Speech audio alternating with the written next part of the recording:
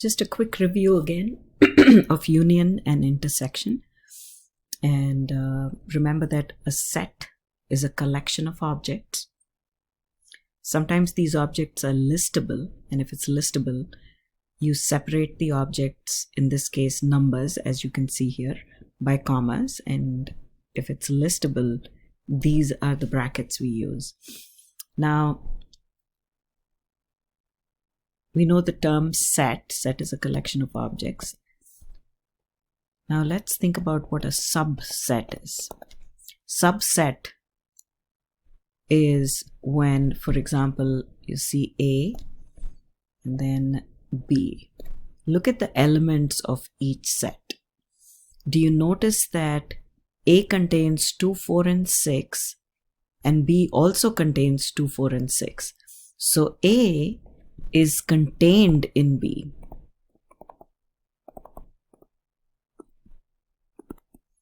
And that's when we say A is a subset of B. A is a subset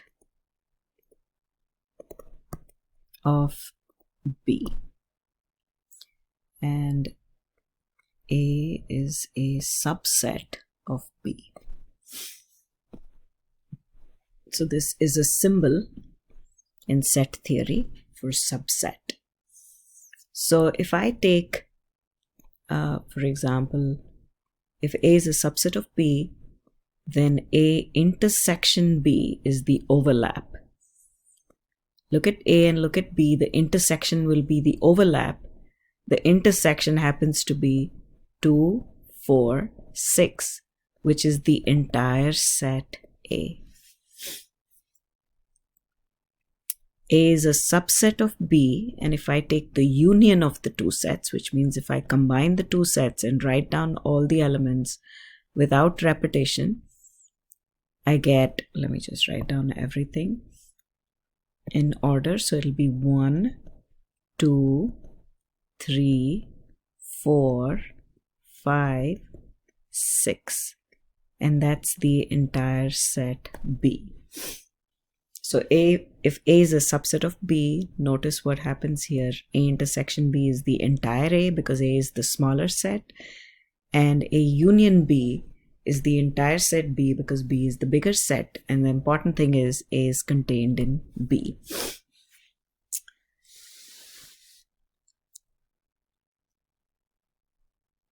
Now we've only looked at sets so far where the elements are listable. What if they're not listable? So for example, if I say I'm thinking of a set A which looks like all the numbers x or such that, and what are the conditions that these numbers x belongs to the set of real numbers and x is greater than -1. So what does this mean? It's a set of all real numbers greater than -1. So let's try to graph this. You're familiar with this. This is a 0, a -1, and I'm looking at all the numbers greater than -1. So I put a hole here because 1 is not included, but everything greater than -1 is included. So is 0 part of this set? The answer is yes, because it's in this purple region on the number line. So every single number in that purple part of the number line is included in this set. This is called an interval. It's a set, but the elements in the set cannot be listed. It is the interval -1 to infinity. There is no upper bound. It goes on and on. That's why we have a -1 to positive infinity. Everything to the right of -1 is included in this set. Now, let's just say, I'll give you another example, a set B. I cannot list all the elements in this set, but I can say that I can define the elements in the set x such that x is a real number. The minute you know it's a real number, you know it's going to be on the number line, and x lies between two numbers. Let's say -5 and +3. It's any real number between -5 and +3. Now we cannot list all the numbers on the number line. So let's look at this.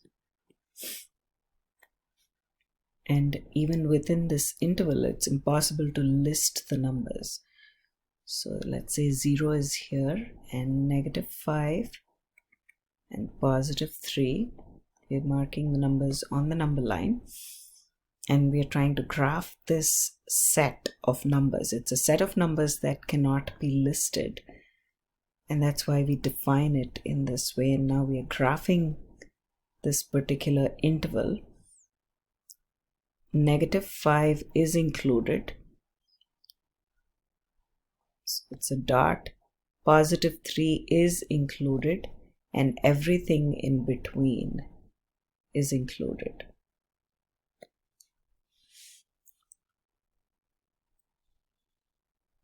Okay, now suppose we look at sets A and B. Okay, so let's look at set A and let's look at set B. Now, if we combined these two sets, let's say we took the union of these two sets, A union B. Union is uniting the two sets. Remember that, this is your set B, and let's say A, the set A is negative, it starts at -1 and then goes on forever to the right. So the blue part is the set A.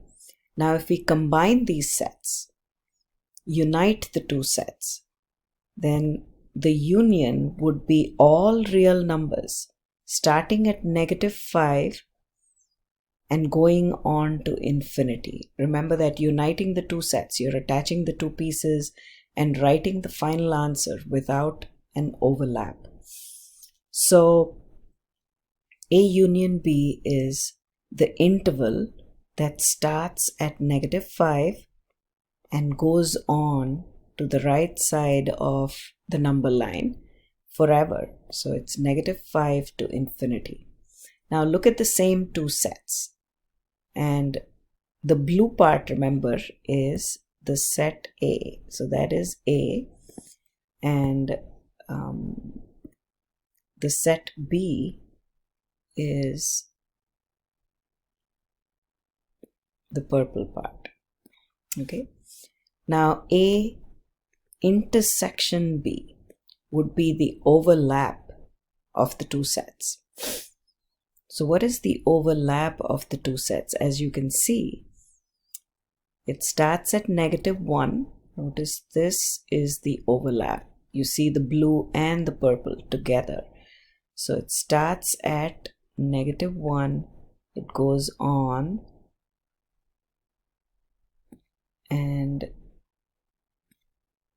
it ends at 3 and includes 3. That would be the overlap. So the intersection is the overlap, and it's the interval that includes -1. It's a range of values. An interval is nothing but a range of values. -1 to 3, both numbers included.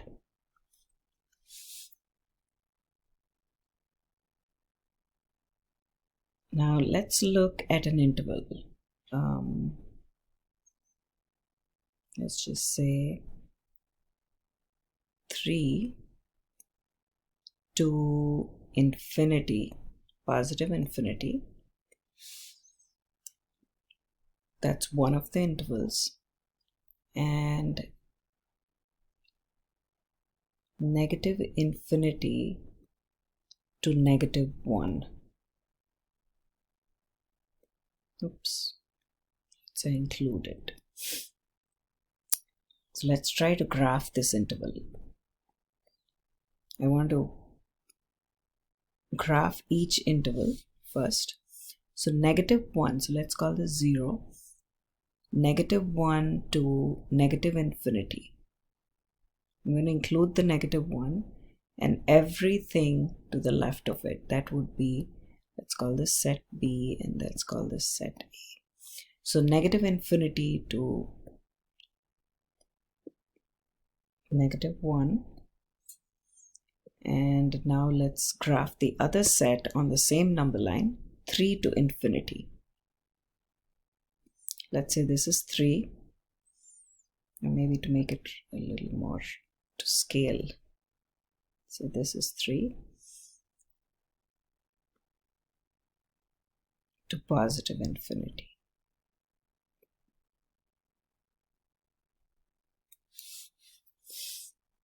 So if we found the union of these two sets, it would be the combined, the blue part and the purple part would be your A union B.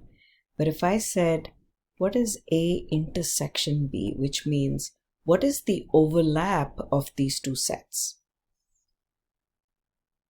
The overlap of these two sets is basically nothing. There is no overlap. If there is nothing in a set, then this is the symbol that we use. This is the letter phi, and that's called the null set, which means it contains nothing. Okay, so if there is no overlap, then there is basically nothing in the set. It's an empty set. So if we look at an example, for example, we have the set C, and let's say D is 13, 14, and 15. Then C intersection D is nothing, which means it's a set that contains nothing. And also the symbol used is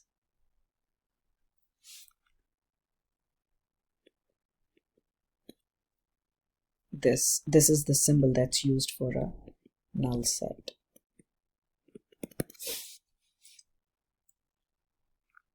Okay.